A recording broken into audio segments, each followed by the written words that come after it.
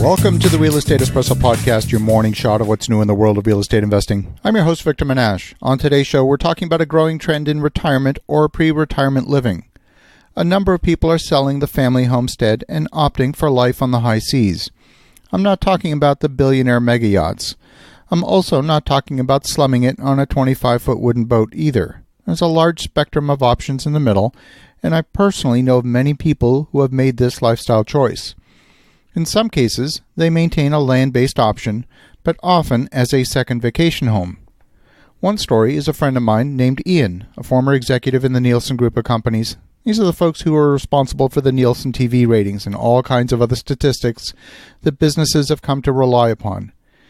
Ian retired sooner than most. He was in his mid-50s, a little unsure about whether he had saved up enough to last the next 40 years. He sold his home in New Jersey about 5 years ago and bought a 45-foot yacht. He and his wife spend the winter months in the Bahamas, sailing from island to island. When it's too hot in the south, the boat gets pulled out of the water in Florida and spends the summer in a cradle.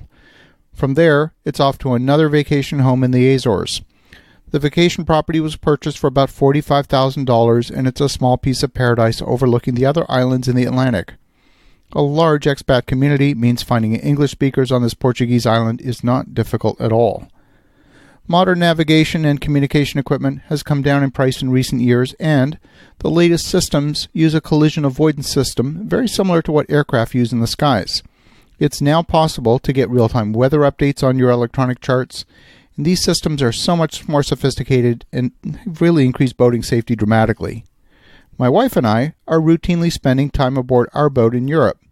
Marina fees average about $500 a month, and it's an extremely affordable way to see the continent and keep a home base in Europe. Daily rates run anywhere from $40 a day on up to maybe even $200-300 a day depending on the size of your boat. We feel very secure on board everywhere we go. Not only do advances in technology make the yachts easier to pilot with a smaller crew, they also make them more conducive to long-term living. Internet and phone connectivity on the water allows cruisers to spend a whole lot more time on their vessels while keeping in touch with family or, in my case, running a business. Over the past 2 months, this podcast has been published from the boat, and most listeners probably had no idea. We've experienced internet connectivity in Europe that is as good as our wired internet service at home in Canada. Our largest expense is actually renting a car in areas where car rentals can be more expensive. We don't need a car most of the time. Most things that we need are within walking distance or maybe a short bicycle distance from the port, and many marinas have bicycles available. The current marina we're in contains a mix of power and sailboats, and you can tell quickly who are the experienced mariners. We've also figured out who are the weekend cruisers and those who live aboard full-time. There's at least a dozen in our marina who live aboard full-time. They're typically in their early 60s, and they've embraced the minimalist lifestyle.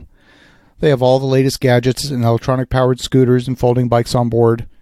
Living on board means careful planning. Things like getting a haircut or a large laundry sometimes requires more time than at home or on land. We have a washing machine for our clothing on board, but it lacks the capacity and the features of our land-based counterpart. On those days when we're not connected to power, we've got large solar panels that keep the batteries topped up. Our largest electricity draw is refrigeration, and we can go several days on battery power alone without having to run the engine to charge the batteries. One of the latest trends in boats for retirement is the popularity of catamarans.